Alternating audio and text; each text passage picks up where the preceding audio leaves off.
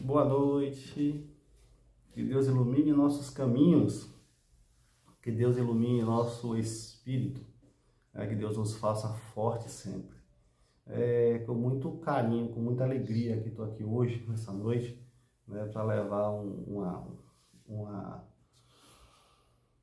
para conversar com vocês, né, fazer uma palestrazinha sobre um tema muito bacana, né? Mas antes de falar o tema, eu queria agradecer, né, à comunidade Espírita Nova Era do Vale do Jequitinhonha, né, que me fez o convite, em nome do presidente, o irmão José Alberto e seus trabalhadores, né, para que a gente viesse trocar essas palavras aqui, né, passar essa mensagem para vocês.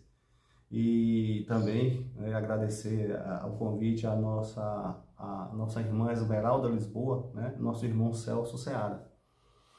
Eu queria, antes de começar, né, nossa palestra sobre fé, esperança e caridade, que a gente pudesse fechar nossos olhos nesse momento, né, para que possamos fazer a nossa prece inicial, né, até porque Jesus, né, junto com o Espírito André Luiz e outros Espíritos, nos chama a atenção para que qualquer trabalho que possamos fazer, oremos para que o trabalho flua. E no término, desculpe, desse trabalho que nós oremos também. Então, oração o tempo todo, né? A gente pode orar em todos os momentos das nossas vidas. Na fila do banco, dirigindo o automóvel, na escola, no trabalho, na fila de qualquer, no shopping, nós oramos, oração o tempo todo, né? A gente fala assim, orar e vigiar, né, o tempo todo, para que os Espíritos estejam ao nosso redor, nos amparando e nos mostrando o melhor caminho. Eu vou fechar aqui o note, que pode atrapalhar, né, pode atrapalhar aqui a luz, né? Depois eu abro novamente, para a gente ter um tema aqui dentro. Que Deus nos ilumine, que Deus nos cubra de bênçãos, que Jesus de Nazaré esteja sempre conosco, em qualquer momento de nossas vidas. Que nós possamos, nessa noite, sair dessa palestra, desse bate-papo, dessa troca de experiências mais fortalecidos, né? E as bênçãos do Divino Espírito Santo nos iluminem. Ave Maria, cheia de graças, o Senhor é convosco. Bendita sois vós entre as mulheres, e bendito é o fruto do vosso ventre, Jesus. Santa Maria, Mãe de Jesus, rogai a Deus por nós, pecadores, agora e na hora do nosso desenlace. Que assim seja. Vamos lá, nossos irmãos, vamos lá, amigos, irmãos de luta. Luta, a doutrina espírita é luz, é amor, é esperança, é fé. O tempo todo, fé. Fé verdadeira, fé alicerçada, fé racional. Essa fé que Jesus nos chamava a atenção, a fé racional. Jesus nos chamava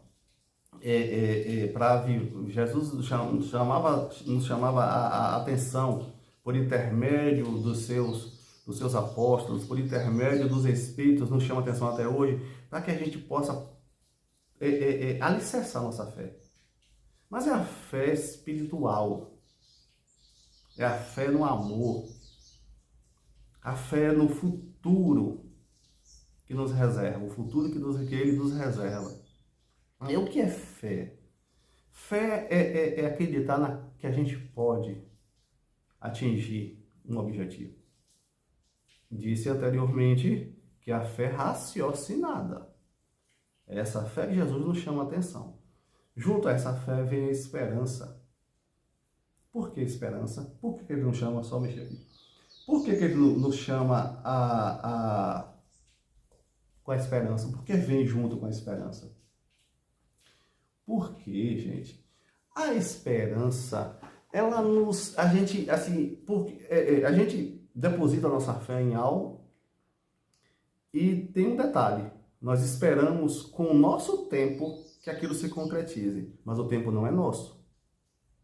Por isso que a fé, a fé está nos testando sempre, né? A vida está nos testando sempre. Até quando a minha fé é alicerçada e raciocinada? Até quando eu estou fazendo a coisa correta para que as bênçãos cheguem até mim? E a gente não pode esquecer de uma coisa: o tempo é de Deus, o tempo não é nosso. Por isso vem a esperança.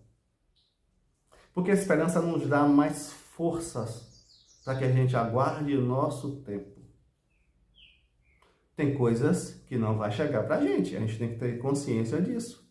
Então a gente precisa observar o que a gente pede com a nossa fé. Quem nunca ouviu alguém dizer assim: eu tenho fé que você há de me pagar o que você me fez. Eu tenho fé que você há de me pagar o que você me fez. Quem nunca ouviu isso? Acredito que todos vocês que estejam nos assistindo agora. Que fé é essa? Essa é a fé que Jesus nos chama a atenção? Essa é a fé que Jesus quer que a gente tenha? Não. Né? Por isso, a paciência, que é amiga da esperança, para a gente atingir. Depois disso, vem quem? A caridade. Fé sem caridade não adianta. Fé sem esperança tampouco. Caridade sem esperança também não adianta. Eu vou ler um trechozinho rápido aqui do livro de Emmanuel. Dá uma pesca, viu? Uma pescadinha aqui. Tem um livro de Emmanuel chamado Escrínio de Luz. Interessante, né? Eu indico a vocês a lerem esse livro. Ele diz assim: fé sem caridade é lâmpada sem reservatórios de força. Lâmpada sem reservatório de força. Hoje nós temos lâmpadas de LED, né? De LED, disso, daquilo e tal.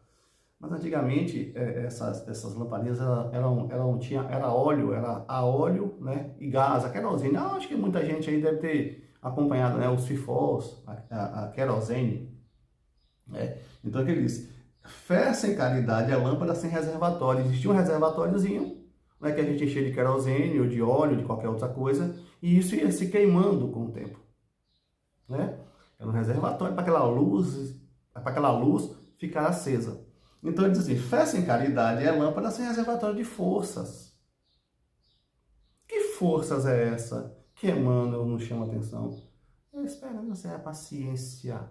Porque nem tudo que a gente quer vai chegar. E se vai chegar, não chega no nosso momento, no momento de Deus. Tá? Então a gente tem que ter essa força, porque até chegar esse momento, vai ter muita água para passar debaixo da ponte, como dizia minha saudosa mãe. Então, nesse período que a água passa debaixo da ponte, a gente tem que estar alicerçado. Estar alicerçado com a fé. Tá? E junto a isso, a caridade e a esperança. Tá? Porque assim, tem um amigo meu que diz assim: somos verdadeiros pedintes, Júlio. E somos mesmo. E devemos ser. Essa é a minha opinião. A Deus vamos pedir mesmo aquilo que tiver dentro de um raciocínio, dentro de uma lógica, vamos pedir a Deus. Né? Pedir a Ele: Senhor, me ajude. Se for da tua vontade, se for bom para mim, que o Senhor é que sabe de todas as coisas. Aí a gente começa a ter um diálogo bacana com Deus. Então, assim, somos verdadeiros pedintes. Aí é onde entra um ponto. E o que estamos fazendo para nos doarmos? Já parou para pensar? Eu peço muito a Deus, mas estou dando o quê? Ele não quer que a gente dê nada a Ele, não. Ele quer que Ele quer que nos doemos a outras pessoas, a outros irmãos nossos, que têm necessidades maiores que a nossa. É isso que Ele quer. Isso também está dentro da fé, gente. Tá? Eu só posso ser merecedor de algo se eu estiver aberto a esse merecimento. Como é aberto esse merecimento? É pensando positivo.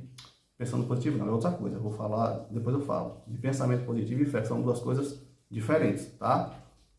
Eu tenho que estar conectado com Deus, né? Ouvindo a voz dos Espíritos. O que é que Ele tem para mim? Isso é fé, tá? E junto com a caridade e a esperança. Aí ele continua aqui, né? Fé sem caridade é lâmpada sem reservatório de força.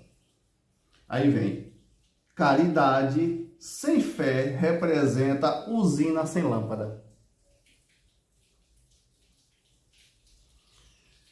Vocês já imaginaram viver no escuro? Quando falta energia nos nossos lares, como é que a gente fica? A gente fica, bati o pé aqui, a perninha tremeu aqui, viu? Como é que a gente fica quando falta energia nos nossos lares? Perdidos, no escuro, cegos. Caridade sem fé representa usina sem lâmpada. Usina não funciona sem energia, sem luz, tá? E a caridade sem a fé é isso. Se eu tenho caridade, se eu faço caridade, mas eu não tenho fé naquela caridade da qual eu faço, vai surtir efeito?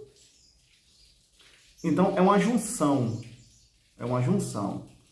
A fé, a esperança e a caridade. Esse tripé,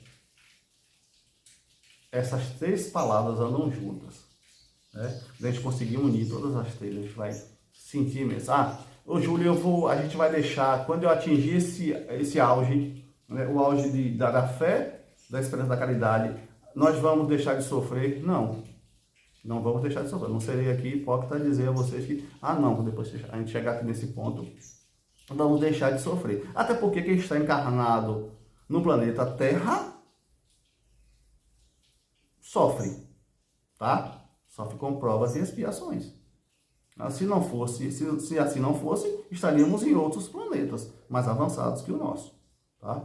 Mas essa esperança de que iremos conseguir é que nos dá essa força, essa fé, tá? Iremos deixar de sofrer? Não vamos deixar de sofrer. Mas quando o sofrimento vier, a gente já está preparado. Estamos fortes. E se ele vier e a gente não tiver preparado, Deus vai nos dar essa força para que a gente transpasse esse momento. Beleza? Ele continua aqui dizendo: quem confia em Deus e não ajuda aos semelhantes, observem essa chamada. Quem confia em Deus e não ajuda aos semelhantes, recolhe-se na contemplação improdutiva, à maneira de peça valiosa, mumificada em museus brilhantes. Vamos tentar decifrar essas palavras de Emmanuel. Recolhe-se na contemplação improdutiva, à maneira de peça valiosa, mumificada em museu brilhante. Quem confia em Deus e não ajuda os semelhantes. Eu vou contar uma historinha rápida aqui para vocês. Semana passada, tem 3 semanas mais ou menos, eu assistindo alguns vídeos, né?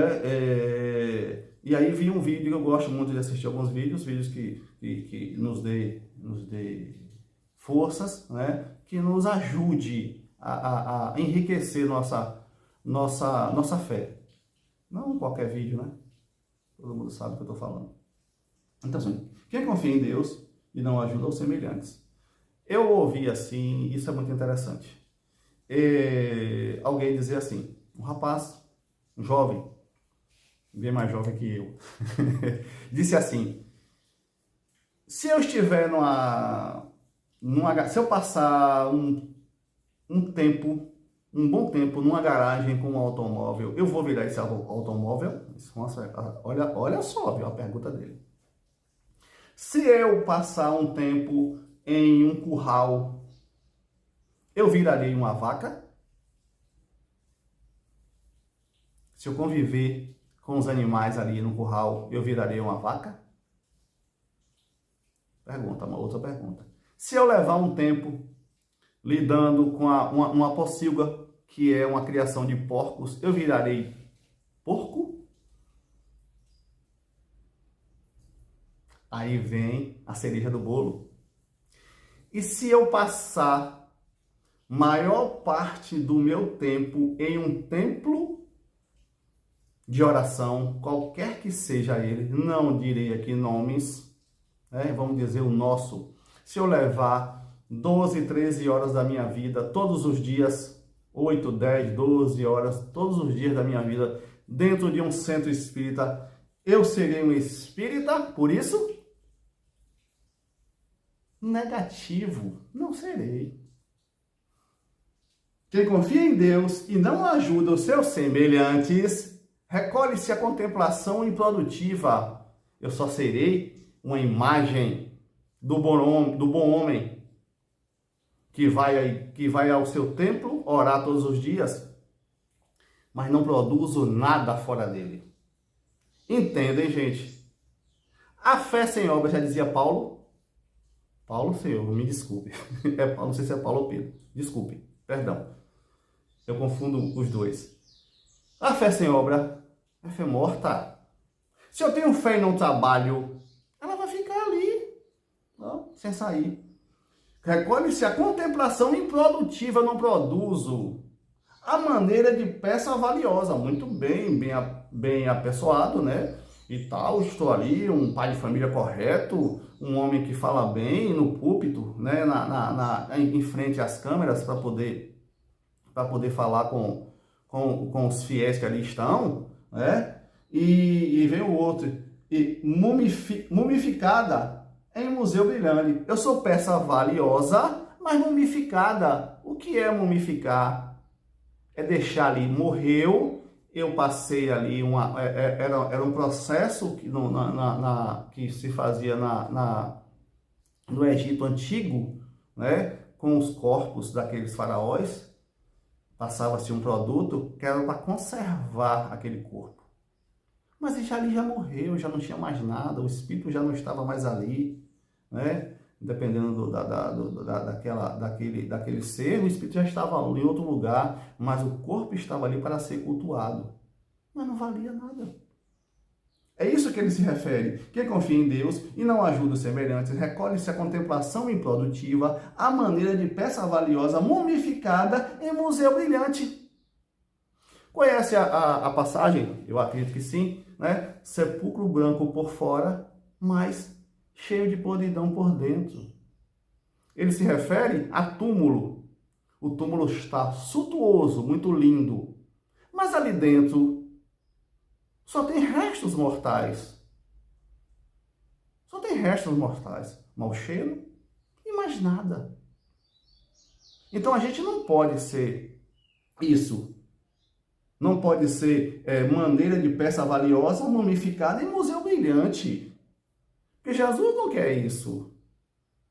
Jesus quer que a gente vá, saia e produza. Isso é ter fé. Isso é ser caridoso. Isso é ter esperança no futuro melhor. Esse futuro que Jesus nos promete é depois daqui. Para algumas pessoas ele começa logo aqui. Mas para a maioria de nós é do outro lado que a verdade se revela. Porque o outro lado não tem mentira. O outro lado que eu falo é quando a gente desencarna, quando a gente sai do corpo e vira espírito. E aí vai depender do que foi que eu fiz, do que foi que nós fomos aqui, do que fizemos aqui. Qual a caridade que eu prestei, qual a assistência que eu prestei ao meu irmão. Não estou falando do irmão de dentro de cada família, não. Eu estou falando do irmão lá fora mesmo. É aquele que aqui nesse momento está chovendo e fazendo frio. É aquele que está lá fora tomando chuva e no frio. É aquele que não tem alimentação, é aquele que não tem moradia, é aquele que não tem nada. Mas muitos deles têm esperança. Muitos deles têm esperança de um futuro melhor.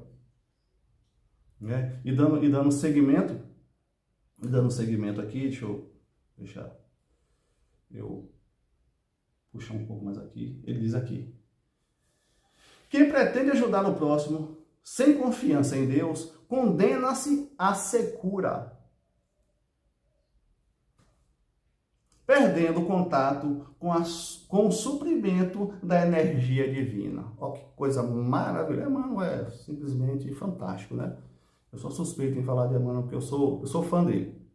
Diz assim: quem pretende ajudar o próximo sem confiança... Não, desculpe. Quem pretende ajudar o próximo sem confiança em Deus, condena-se à secura. Lembra-se da passagem da figueira seca? Aquilo foi uma forma figurativa que Jesus usou. Ele quis dizer, ele foi lá na figueira, não era tempo de figo. Né? Não tem, ele falou, você não tem, vai secar até as raízes. O que ele quis dizer com aquilo ali, com a figueira que não produzia, é isso, que nós somos figueira, gente. Nós somos aquela figueira que Jesus foi lá, ela. Só que nós temos que ser figueira produtiva. A gente tem que produzir fé, esperança e caridade. É dessa figueira que Jesus se refere. Vou repetir. Quem pretende ajudar ao próximo sem confiança em Deus, condena-se à secura. Como é que eu vou ajudar o próximo se eu não confio em Deus? Se eu não tenho esperanças que existe um Deus bom a me guiar, a me orientar, a nos guiar, a nos orientar? Fé é essa? Que fé é essa? Eu vou só por fazer?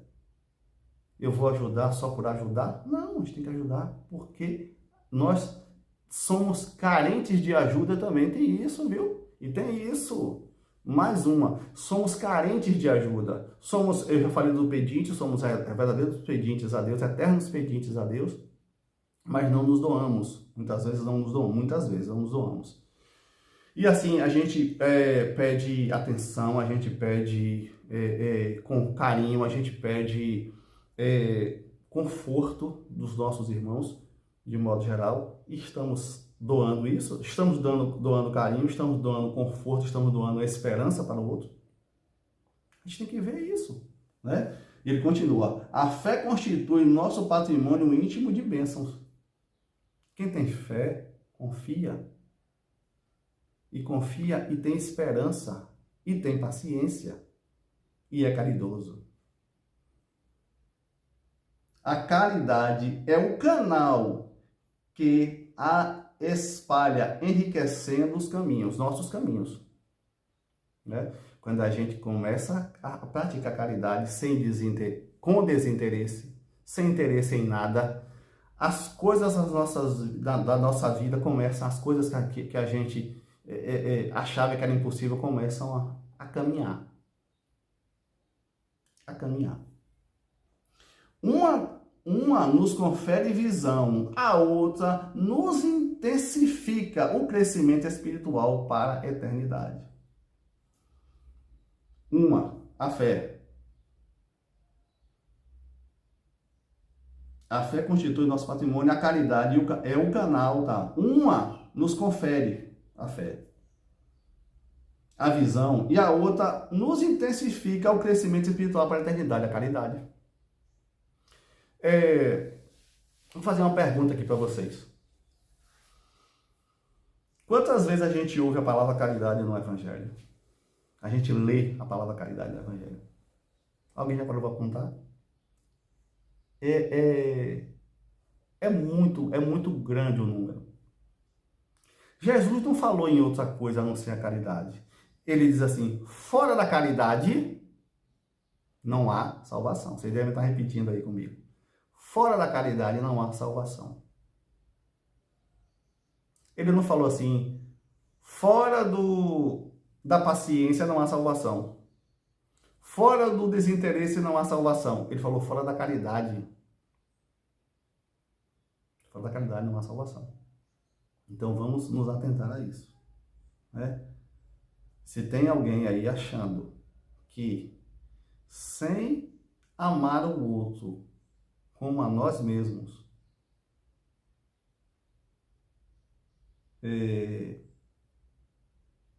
não é caminho para uma felicidade, comece a mudar o pensamento. Né? Eu sei que não é fácil, não é fácil, é muito bonito estar aqui falando, né? Mas nós temos a obrigação de passar isso para vocês. Tá? Porque também tenho as minhas dificuldades, sou falho também como vocês, muito, mas eu faço o meu esforço, né? E desejo que vocês façam também. Porque Jesus é bom o tempo todo. Jesus não esquece, apesar de a gente achar que Jesus esquece da gente. Jesus não esquece da gente em momento algum. Nenhum momento. Ele mesmo disse. Ele é o pastor das ovelhas. E um bom pastor não deixa nenhuma ovelha desgarrada. Né? Ela pode até demorar um tempo, mas ela volta para o rebanho. Esse é o nosso objetivo aqui na Terra. Né? Vamos continuar, depois eu vou passar para outra parte aqui. Sem a primeira, que é a fé, caminharíamos nas sombras. Sem fé raciocinada, caminharíamos na sombra.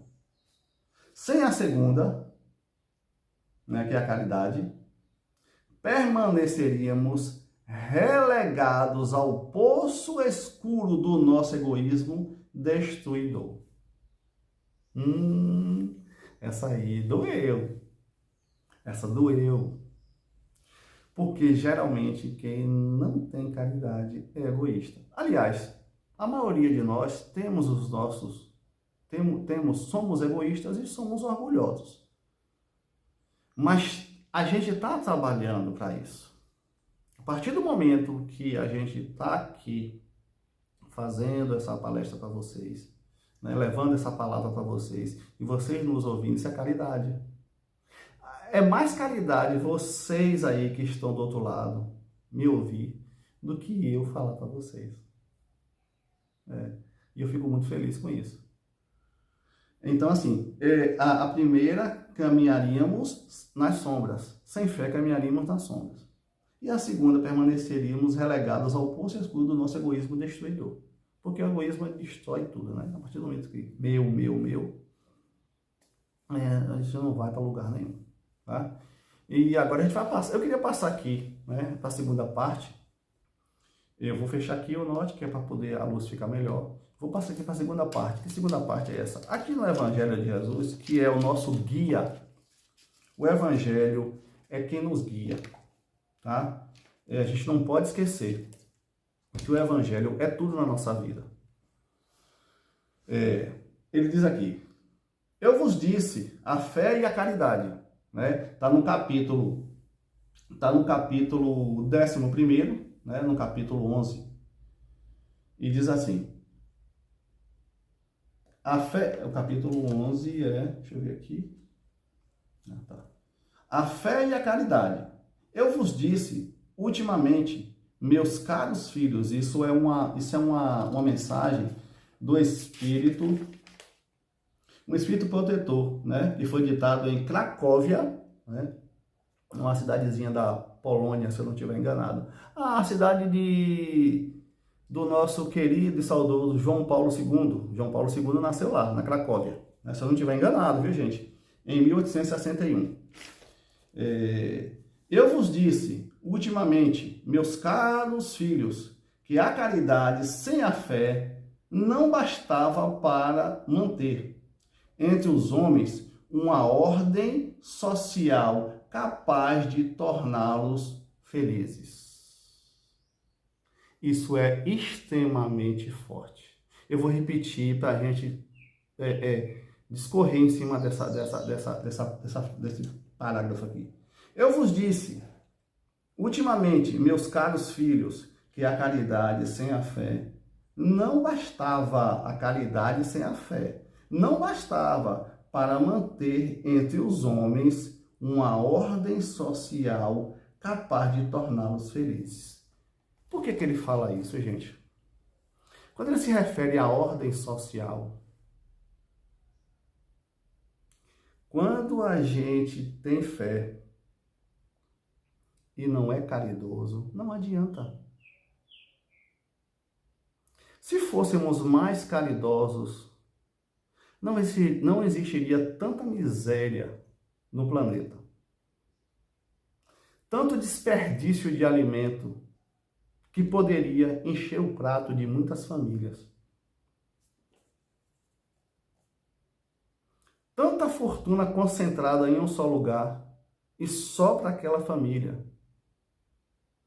Gente, deixa eu falar aqui, eu não estou falando de distribuição de rendas igualitariamente, porque para nós espíritas isso não seria possível agora, nesse momento, por conta da nossa incompatibilidade com o manuseio desse dinheiro, dessa fortuna. Se a fortuna do mundo fosse repartida igualmente com todos, em pouco tempo estaríamos em desordem. Eu sei que é meio confuso falar isso, né? Mas é assim que funciona. Estaríamos em desordem porque muitos de nós não temos aptidão ainda para lidar com o dinheiro, né? O que ele se refere aqui, o que o Espírito Protetor se refere, é que aonde está concentrado toda essa renda, se fosse distribuída, ao menos com carinho, com amor, não teríamos tanto sofrimento de ordem social. Ou amenizaríamos esse sofrimento para com o nosso irmão. Ah, mas Júlio, alguém pode estar pensando aí, mas Júlio, não é o destino daquele sofrer? Por estar ali, ele não merece estar sofrendo? Cada um com seu problema espiritual que nós não sabemos, né? Nós imaginamos, mas por isso vamos dar de ombros? Por isso vamos virar as costas? Porque ele tem uma dívida do passado? Está ali na sarjeta? Ah, não, aí é destino dele. Aí ele fez, ele tem que pagar. Eu não posso interferir nesse percurso da vida dele. Que é isso? E por que pedimos a Deus para que ele nos ampare? E por que pedimos a Deus quando nossa barriga está doendo? Quer dizer que o outro tem que seguir o destino dele. E eu não, e nós não. Engraçado isso, né? Não, gente, não, vamos mudar. Quando ele fala aqui, ó, vou voltar, vou repetir para vocês. Capaz de torná-los felizes. Entre os homens, uma ordem social, olha, a fé, eu vos disse, ultimamente, meus caros filhos, que a caridade sem a fé não bastava para manter. Entre os homens, uma ordem social capaz de torná-los. A caridade sem a fé, né? Não torna... O que ele quer dizer aqui é que se a gente mexesse melhor, conduzisse melhor isso, as pessoas não sofreriam tanto. É que eu disse isso antes. Então, assim, vamos nos atentar a isso. Tá ali, tá com dificuldade, pode ajudar? Vai, ajuda, gente. Ajuda. Talvez, nós, no futuro, vamos precisar da ajuda daquele a quem nós deixamos de lado, a quem nós excluímos, a quem nós tratamos como invisíveis. A sociedade trata essas pessoas, muitos de nós tratamos como invisíveis. Então, o Espírito Protetor fala disso aqui, né? Se tivesse uma ordem social melhor, mais ajustada, com a fé e a caridade andando de mãos dadas, né? Essa ordem social seria melhor, nós seríamos mais felizes, né? Eu acredito que vocês estão entendendo, né? Isso. Eu vou passar aqui para a segunda parte, né? Que está no capítulo 19. A fé, mãe da esperança e da caridade, né? Também de José, Espírito Protetor, foi em Bordeaux, 1862. Ele diz assim: a fé, para ser proveitosa, deve ser ativa.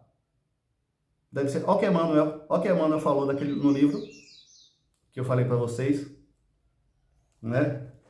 No livro, eu vou repetir o nome do livro aqui. Deixa eu abrir aqui rapidinho, para que a gente possa ler esse livro e tirar coisas maravilhosas dele. O livro é Escrínio de Luz, né? Ele fala aqui, fé sem caridade é lâmpada sem reservatório de força. E aqui, José, Espírito Protetor, no capítulo 19, diz assim, a fé, para ser proveitosa, deve ser ativa. Devemos colocar nossa fé em atividade. Não deve ser, desculpe, perdão, não deve se entorpecer. Mande todas as virtudes que conduz a Deus. A fé é mande todas as virtudes que conduz a Deus. Deve velar atentamente pelo desenvolvimento das filhas que delas nascem. Quais são as filhas da fé, gente? A esperança, a caridade, o devotamento, né? Todas essas, o despreendimento, a paciência, todas elas são filhas da caridade, né? E ele continua aqui, a esperança e a caridade são consequências da fé. A esperança e a caridade são consequências da fé. A partir do momento que nós temos uma fé alicerçada, uma fé raciocinada, temos esperança e temos a caridade. E fazemos a caridade. Isso é automático. É automático. Consequência da fé. Essas três virtudes são uma trindade inseparável. Não é a fé que dá a esperança de ver cumprir-se as promessas do Senhor. Não é essa fé que a gente tem a esperança quando a gente acredita de verdade. A fé gostosa. É aquele sentimento gostoso. Diz assim, Senhor, o Senhor sabe de todas as coisas e eu acredito e o que vier do Senhor é bom. É isso que ele quer dizer. Porque se não tendes fé, que esperais? Se a gente não tem fé, a gente vai esperar o quê da vida sem fé? São perguntas que o Espírito está fazendo aqui. Não é a fé que dá o amor? Porque se não tendes fé, que reconhecimento tereis e, por conseguinte, que amor? Se eu não tenho fé, não tenho amor. Continua aqui. Divina inspiração de Deus desperta a fé todos os nobres instintos que conduzem o homem de bem, ao bem. É a base da regeneração. É preciso, pois, que essa base seja forte e durável, porque se a menor dúvida vier abalá-la, em que se torna o edifício que construímos sobre ela? Se nossa fé não for inabalável, no primeiro vento, esse edifício vai começar a balançar. Se nossa fé não for alicerçada em pedra, ela vai ruir. Se nossa fé for feita em cima de areia, ela vai desabar. Não é fácil, eu falei isso antes, falei no início da minha fala. Não é fácil, mas nós temos que acreditar. O que estamos fazendo aqui? O que vocês estão fazendo aqui, ouvindo essa palestra? O que é que eu estou fazendo aqui, falando para vocês? A gente acredita em algo que está além da gente, que está além do que a gente pega, que está além do que a gente enxerga. São os espíritos. Todos nós temos um guia espiritual, alguns chamam de guia, outros chamam de anjo da guarda, outros chamam de mentor espiritual, que nos ama, e que quer o nosso bem, que quer que a gente faça as coisas corretas, se esforce. Então, basta que a gente ouça a voz dele aqui. Mas Júlio, eu não consigo. Silencia teu coração, meu irmão, minha irmã, que você vai conseguir ouvir. E você vai, na maior dificuldade, quando a gente silencia o nosso coração, aí vem uma ligação, vem um pensamento de procurar alguém, sabe? De correr atrás de alguma coisa ali, e aí a coisa começa a fluir. Isso é fé. Isso é fé raciocinada. Não é fé de ganhar na Mega Sena não, viu? É isso que ele quer, não. Não é fé de ganhar no jogo do bicho, não. Quem joga aí no bicho. Rifas. Tá assim, ó. Tá assim de rifas agora. Virou uma febre. Ele não falando disso, não. Se tiver que você ganhar uma dessas aí, você vai ganhar e tá tudo certo. Tá? Mas ele fala da reforma íntima. Né? Do futuro que nos espera. Que Deus reservou para nós. Então, deixa eu ver aqui, sobre ela. Elevai, pois, esse edifício sob fundação inabalável, que a vossa fé seja mais... Essa parte é linda. Que a vossa fé seja mais forte do que os sofismas e as zombarias dos incrédulos. A gente vai falar sobre isso rapidinho aqui. Porque a fé que não afronta o ridículo dos homens não é a verdadeira fé. Que coisa maravilhosa, gente. É emocionante ler isso. É emocionante. A fé... Eu me emociono, desculpe. A fé que não afronta o ridículo dos homens não é a verdadeira fé. Sabe por que ele fala isso? Chega mais próximo para falar com vocês aqui. Porque existem pessoas ao nosso redor que tudo que a gente professa não vai dar certo. Aí eu não acredito nisso. Isso não vai dar certo. Não faça isso porque não vai dar certo. Não é assim que vai dar certo. Eu não tenho fé nisso. Não é assim que eles falam? Por isso a gente deve guardar para nós, para Deus, as nossas coisas. Tem alguma coisa para fazer? Tem algo para pedir? Peça em silêncio. Peça para você e Deus. Feche-se no seu quarto, que é o seu coração. O quarto que Jesus se refere não é o quarto físico, não, é o do coração. Feche-se lá e diga: Senhor, seja feita a tua vontade. Mas eu acredito que a tua vontade é a melhor. Pronto. Isso é a fé que afronta o ridículo dos homens. Tá bom? Vamos aqui só para a gente fechar. É que eu acho que eu já estou estendendo demais aqui o horário. Tá tão bom que eu me passei aqui no horário. Vem aqui. A fé divina e a fé humana. Rapidinho, só um trecho. A fé é o sentimento inato no homem de sua destinação futura. É a consciência que tem das faculdades imensas, cujo germe foi depositado nele primeiro em estado latente e que deve fazer eclodir e crescer por sua vontade ativa. Quando ele fala que a fé foi depositada, e a fé vem desde quando nós surgimos como seres humanos. Então, quando ele fala assim, foi depositada nele primeiro em estado latente, em estado dormente. Todo mundo tem fé, só que em muitos ela está adormecida. A gente precisa ativar esse modo de sonolência da nossa fé e colocar ela em atividade. Essa mensagem, para a gente finalizar aqui, essa mensagem foi de Um Espírito Protetor, em Paris, 1863. Né? Então, assim, a gente precisa ativar a nossa fé. A partir do momento que a gente ativa a nossa fé, que a gente coloca ela, que ela diz que desperta, acorda minha fé, acorda.